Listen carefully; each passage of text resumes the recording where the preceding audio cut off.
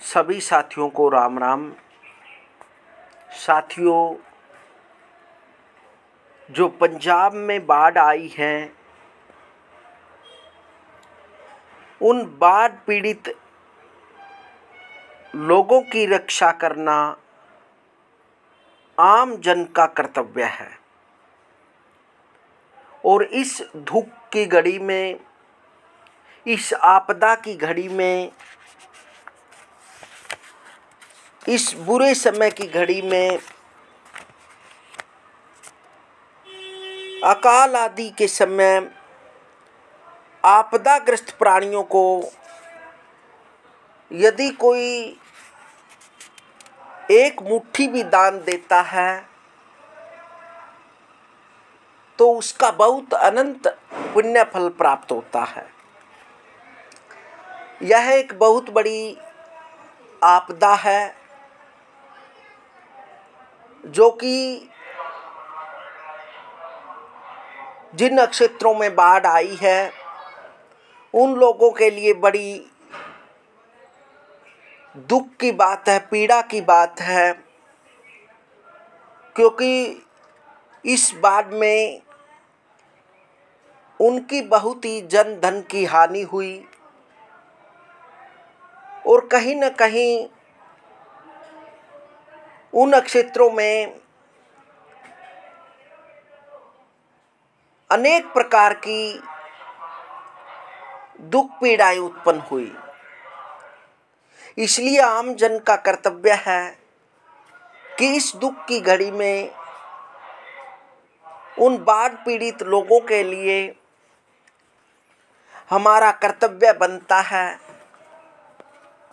जैसी भी हमारी सामर्थ्य है उसके अनुसार हमें उन्हें अन्न, वस्त्र व धन, जो भी आपसे खाद्य सामग्री हो सके उनको पहुंचाने की कृपा करें। और एक आम इंसान का कर्तव्य भी होता है, क्योंकि ये आज से नहीं है कि प्राकृतिक आपदा आई है। समय समय पर प्राकृतिक आपदाएं आती रहती हैं। कभी भूस्खलन व कभी भूकंप की घटनाएं, कभी अग्नि से, कभी जल से, कभी आंधी तूफान से, इस प्रकार की घटनाएं होती रहती हैं। लेकिन हमारा कर्तव्य बनता है कि इस संकट के समय जो हम उनको अन्न, धन, वस्त्र आदि देंगे तो उनका यह बुरा समय जो आया हुआ है उसमें राहत मिलेगी। और दान का बहुत बड़ा महत्व भी बताया गया है। दान में महत्व है त्याग का, वस्तु के मूल्य या आख्यान का नहीं। ऐसी त्याग बुद्धि से जो सुपात्र को यानी किसी वस्तु का जिसके पास अभाव है उसे वह वस्तु देना और उसमें किसी प्रकार की कामना न रखना उत्तम दान है। निष्काम भाव से किसी भूखे को भोजन और प्यासे को जल देना सात्विक दान है। एक दृष्टांत भी है साथियों। एक समय प्रयाग से कंवर पर जल लेकर श्री परमेश्वर चढ़ाने के लिए जा रहे थे। कोई भगत एक समय प्रयाग से कंवर पर जल लेकर रामेश्वरम चढ़ाने के लिए जा रहे थे। रास्ते में जब एक जगह उन्होंने देखा कि एक गधा प्यास के कारण पानी के बिना तड़प रहा है, उसे देखकर उन्हें दया आ गई और उन्होंने उसे थोड़ा सा जल पिला दिया। इससे उसे कुछ चेत सा हुआ फिर उन्होंने थोड़ा थोड़ा करके सब जल उसे पिला दिया। वह गधा उठकर चला गया। साथियों ने सोचा कि त्रिवेणी का जल व्यर्थ ही गया और यात्रा भी निष्फल हो गई। तब वह भक्त हंसकर कहने लगा, भाइयों, बार बार सुनते हो भगवान सब प्राणियों के अंदर है, फिर भी ऐसे बावलेपन की बात सोचते हो। मेरी पूजा तो यहीं से श्री रामेश्वरम को पहुंच गई। श्री शंकर जी ने मेरे जल को स्वीकार कर लिया। एक महाजन की कहानी है कि वह सदैव यज्ञ आदि कर्मों में लगा रहता था। उसने बहुत दान किया, इतना दान किया कि उसके पास खाने को भी कुछ न रहा। तब उसकी स्त्री ने कहा, पास के गांव में एक सेठ रहते हैं, वो पुण्यों का मोल खरीदते हैं, अतः आप उनके पास जाकर और अपना कुछ पुण्य बेचकर द्रव्य ले आइए, जिससे अपना कुछ काम चले। इच्छा न रहते हुए भी स्त्री के बार बार कहने पर वह जाने को उद्यत हो गया। उसकी स्त्री ने उसके खाने के लिए 4 रोटियां बनाकर साथ दे दी। वह चल दिया और उस नगर के कुछ समीप पहुंचा जिसमें वे सेठ रहते थे। वहां एक तालाब था। वहीं स्नान आदि कर्मों से निवृत्त होकर वह रोटी खाने के लिए बैठा।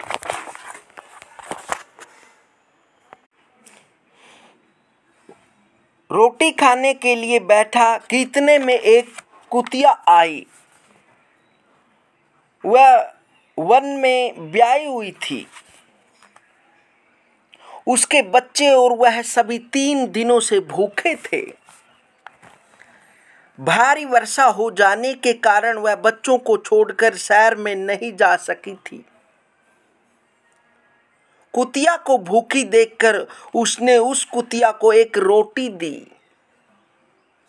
उसने उस रोटी को खा लिया। फिर दूसरी दी तो उसको भी खा लिया। इस प्रकार उसने एक एक करके 4 रोटियां कुतिया को दे दी। कुतिया रोटी खाकर तृप्त हो गई। फिर वह वहां से भूखा ही उठकर चल दिया तथा उस सेठ के पास पहुंचा। सेठ के पास जाकर उसने अपना पुण्य बेचने की बात कही। सेठ ने कहा, आप दोपहर के बाद आइए। उस सेठ की स्त्री पतिव्रता थी। उसने स्त्री से पूछा, एक महाजन आया है और वह अपना पुण्य बेचना चाहता है, अतः तुम बताओ कि उसके पुण्यों में से कौन सा पुण्य सबसे बढ़कर लेने योग्य है। स्त्री ने कहा, आज जो उसने तालाब पर बैठकर एक भूखी कुतिया को 4 रोटियां दी है, उस पुण्य को खरीदना चाहिए, क्योंकि उसके जीवन में उससे बढ़कर और कोई पुण्य नहीं है। सेठ ठीक है, ऐसा कहकर बाहर चले आए। नियत समय पर महाजन सेठ के पास आया और बोला, आप मेरे पुण्यों में से कौन सा पुण्य खरीदेंगे। सेठ ने कहा, आपने आज जो यज्ञ किया है, हम उसी यज्ञ के पुण्य को लेना चाहते हैं। महाजन बोला, मैंने तो आज कोई यज्ञ नहीं किया, मेरे पास पैसा तो था ही नहीं, मैं यज्ञ कहाँ से कैसे करता। इस पर सेठ ने कहा, आपने जो आज तालाब पर बैठकर भूखी कुतिया को 4 रोटियां दी है, मैं उसी पुण्य को लेना चाहता हूँ। महाजन ने पूछा, उस समय तो वहाँ कोई नहीं था, आपको इस बात का कैसे पता लगा। सेठ ने कहा, मेरी स्त्री पतिव्रता है, उसी ने ये सब बातें मुझे बताई है।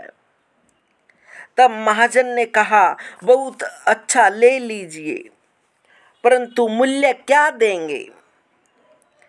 सेठ ने कहा, आपकी रोटियां जितने वजन की थी उतने ही हीरे मोती तोलकर मैं दे दूंगा। महाजन ने स्वीकार किया और उसकी सम्मति के अनुसार सेठ ने अंदाजे से उतने ही वजन की 4 रोटियां बनाकर तराजू के एक पलड़े पर रखी और दूसरे पलड़े पर हीरे मोती आदि रख दिए, किंतु बहुत से रत्नों के रखने पर भी वह पलड़ा नहीं फूटा। इस पर सेठ ने कहा, और रत्नों की थैली लाओ। जब उस महाजन ने अपनी इस पुण्य का इस प्रकार का प्रभाव देखा तो उसने कहा कि सेठ जी, मैं अभी इस पुण्य को नहीं बेचूंगा। सेठ बोला, जैसी आपकी इच्छा। तदंतर वह महाजन वहां से चल दिया और उसी तालाब के किनारे से जहां बैठकर उसने कुतिया को रोटी खिलाई थी, थोड़े ही से चमकदार कंकर पत्थरों तथा कांच के टुकड़ों को कपड़े में बांधकर अपने घर चला आया। घर आकर उसने वह पोटली अपनी स्त्री को दे दी और कहा, इसको भोजन करने के बाद खोलेंगे। ऐसा कहकर वह बाहर चला गया। स्त्री के मन में उसे देखने की इच्छा हुई। उसने पोटली को खोला तो उसमें हीरे, पन्ने, माणिक आदि रत्न जगमगा रहे थे। वह बड़ी प्रसन्न हुई। थोड़ी देर बाद जब वह महाजन घर आया तो स्त्री ने पूछा, इतने हीरे पन्ने कहाँ से ले आए? महाजन बोला, क्यों मजाक करती हो? स्त्री ने कहा, मजाक नहीं करती, मैं स्वयं खोलकर देखा दूंगी। उसमें तो ढेर से ढेर बेशकीमती हीरे पन्ने भरे हैं। महाजन बोला, लाकर दिखाओ। उसने पोटली लाकर खोलकर सामने रख दी। वह उन्हें देखकर चकित हो गया। उसने इसको अपने इस पुण्य का प्रभाव समझा। फिर उसने अपनी यात्रा का सारा वृत्तांत अपनी पत्नी को कह सुनाया। कहने का अभिप्राय यह है कि ऐसे अभावग्रस्त आतुर प्राणियों को दिए गए दान का अनंत गुना फल हो जाता है। भगवान की दया के प्रभाव से कंकर पत्थर भी हीरे पन्ने बन जाते हैं। इस प्रकार दीन, दुखी, आतुर और अनाथों को दिया गया दान उत्तम है। किसी के संकट के समय दिया हुआ दान बहुत ही लाभकारी होता है। भूकंप, बाढ़ या अकाल आदि के समय आपदाग्रस्त प्राणी को एक मुट्ठी भी यदि धान्य, चावल या किसी भी अन्न की दे दी गई, जो विधि पूर्वक सोना, गहना, तुलादान आदि दिया जाता है, उससे उतना लाभ नहीं जितना आपत्ति काल में दिए गए थोड़े से दान का होता है। अतः हर एक मनुष्य को आपत्तिग्रस्त, अनाथ, लूले, लंगड़े, दुखी, विधवा व बाढ़ग्रस्त, भूकंप, अकाल आदि के से पीड़ित लोगों को देना चाहिए। कुपात्र को दान देना तामसी है। मान, बढ़ाई, प्रतिष्ठा के लिए दिया हुआ दान राजसी है, क्योंकि मान, बढ़ाई, प्रतिष्ठा भी पतन करने वाली है। आज तो यह मान बढ़ाई हमें मीठी लगती है, पर उसका निश्चित परिणाम पतन है। अतः मान बढ़ाई की इच्छा का त्याग कर देना चाहिए। बल्कि यदि किसी प्रकार निंदा हो जाए तो वह अच्छी समझी जाती है। इसलिए परम हित की दृष्टि से मान बढ़ाई के बदले संसार में अपमान, निंदा होना उत्तम है। साधक के लिए मान बढ़ाई मीठा विष है और अपमान, निंदा अमृत के तुल्य है। इसलिए निंदा करने वाले को आदर की दृष्टि से देखना चाहिए, परंतु कोई भी निंदनीय पापचार नहीं करना चाहिए। दुर्गुण, दुराचार बड़े ही खतरे की चीज है, इसलिए इनका हृदय से त्याग कर देना चाहिए। अपने सद्गुणों को छिपाकर दुर्गुणों को प्रकट करना चाहिए। आजकल लोग सच्चे दुर्गुणों को छिपाकर बिना हुए ही अपने में सद्गुणों का संग्रह बताकर उनका प्रचार करते हैं। यह सीधा नरक का रास्ता है। अतः मान बढ़ाई की इच्छा हृदय से सर्वथा निकाल देनी चाहिए। संसार में हमारी प्रतिष्ठा हो रही है और हम यदि उसके योग्य हैं तो हमारा पतन हो रहा है। मान बढ़ाई प्रतिष्ठा चाहने वाले से भगवान दूर हो जाते हैं, क्योंकि मान बढ़ाई प्रतिष्ठा की इच्छा पतन में ढकेलने वाली है। मान बढ़ाई को सम्मान और प्रतिष्ठा को विष्ठा के समान समझना चाहिए। यही संतों का आदेश है। यह ध्यान रखना चाहिए कि सुपात्र को दिया गया दान दोनों के लिए कल्याणकारी है। कुपात्र को दिया गया दान दोनों को डुबोने वाला है। जैसे पत्थर की नौका बैठने वाले को साथ लेकर डूब जाती है, उसी प्रकार कुपात्र दाता को साथ लेकर नरक में जाता है। दान के संबंध में एक बात और समझने की है। बड़े धनी पुरुष के द्वारा दिए गए लाखों रुपयों के दान से निर्धन के 1 रुपये का दान अधिक महत्व रखता है, क्योंकि निर्धन के लिए 1 रुपये का दान भी बहुत बड़ा त्याग है। भगवान के यहाँ न्याय है। ऐसा न होता तो फिर निर्धनों की मुक्ति ही नहीं होती। इसलिए जितना भी सामर्थ्य हो सके दान करें, सेवा करें, श्रद्धा भावना रखें, धर्म पर चलें, गरीबों की सहायता करें, असहाय व्यक्ति की सहायता करें, अन्न धन वस्त्र आदि का दान करें, क्योंकि यह जीवन केवल कुछ ही दिनों का होता है।